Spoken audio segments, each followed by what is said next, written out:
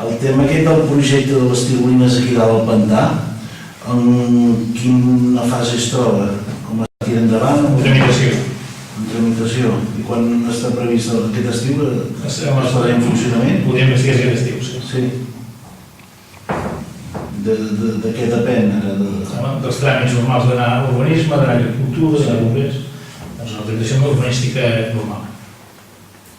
Aquest projecte mateix afecta unes finques que són propietat de l'Ajuntament, no? No, clar. I com ho farem? Com ho farem? Home, clar, si no tenim inventari.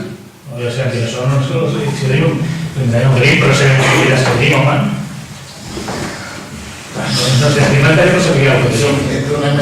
No som en cap nosaltres, ja sabem el que tenim, home, no ens ho fem el dir. Les propietats, per desgràcia, ja les sabem, és tan sentit com en el registre de la propietat i trobar el temps.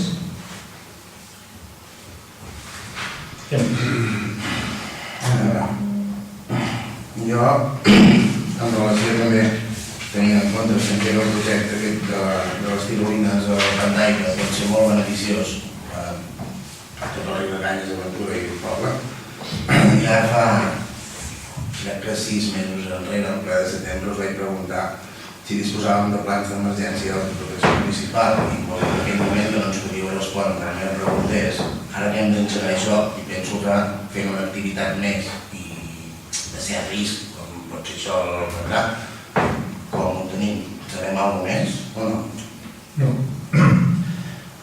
Que us hem d'actualitzar cifres, com la Diputació ha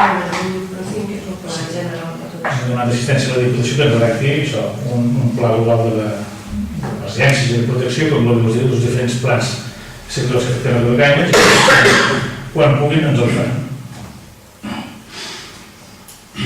El pantà, sí. El pantà. No És el pantà.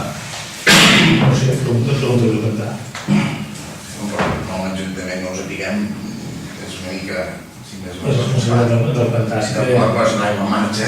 Si l'aigua en marxa tira avall, el veí tenim el pantà. no prendrà cap de veí.